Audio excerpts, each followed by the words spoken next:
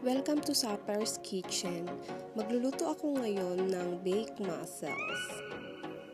Bali, ang mga ingredients na ating kailangan ay half kilo ng tahong, 8 cloves ng garlic, 1/4 ng butter, 1/4 cup all-purpose cream, 1 teaspoon of salt and pepper, 1 teaspoon of cayenne powder. Una, papakuluan muna natin ang tahong at hihintayin lang natin mag-open ng konti ang mga shell nito. Pagkatapos ay tatanggalin natin ang kalahati ng part ng shell nito.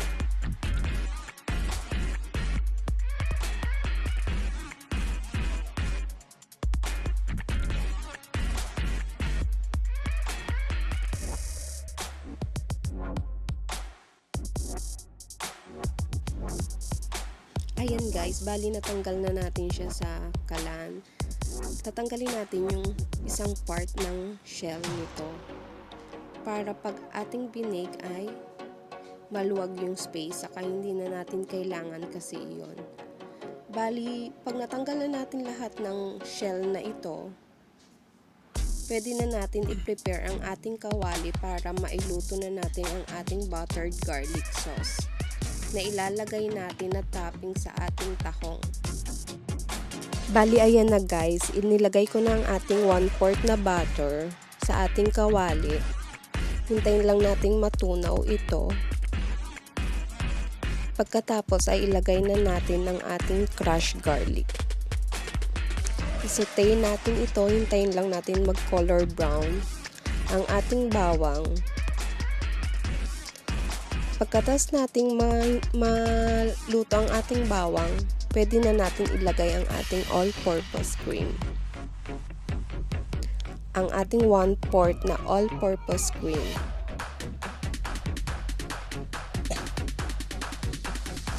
Pagkatapos nito guys, lalagyan rin natin ito ng 1 teaspoon of salt and pepper. Haluin nating mabuti para mag-mix lahat ng ingredients.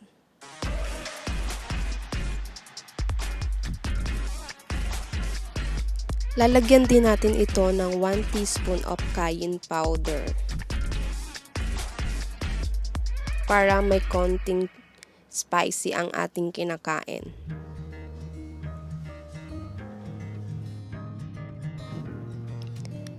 Ayan, pagkatas natin ilagay ang ating cayenne powder, hintayin lang natin itong lumapot ng konti at pwede na natin itong tanggalin sa ating kawali.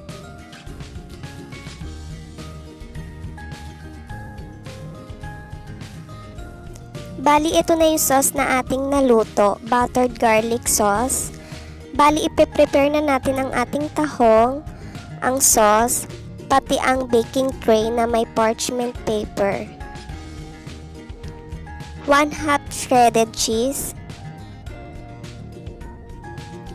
Ilalagay na natin ang buttered garlic sauce sa ating tahong, isa-isa. Bali, saktuhin lang natin ang ating sauce na ginawa sa ating tahong. Pagkatas nating mailagay ito lahat sa ating tahong, ilalagay naman natin ang cheese.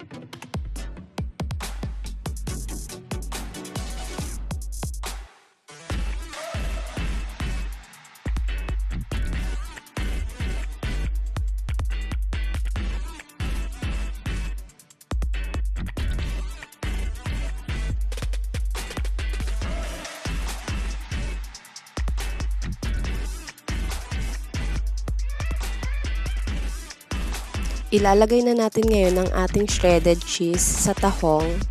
Pagkatapos natin malagyan isa-isa ng cheese ang tahong, ay pwede na natin i-ready ang ating oven.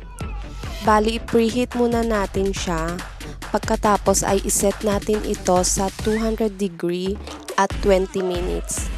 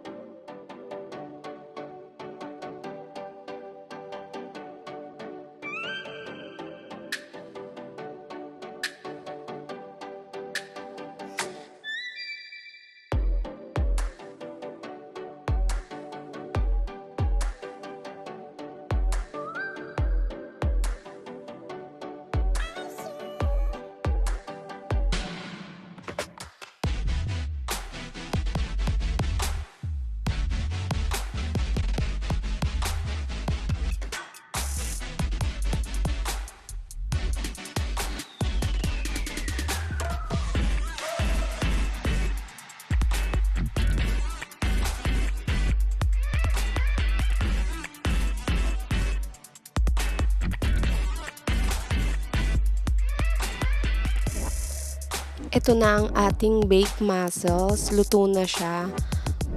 Malilamnam, ma-creamy at ma-cheesy.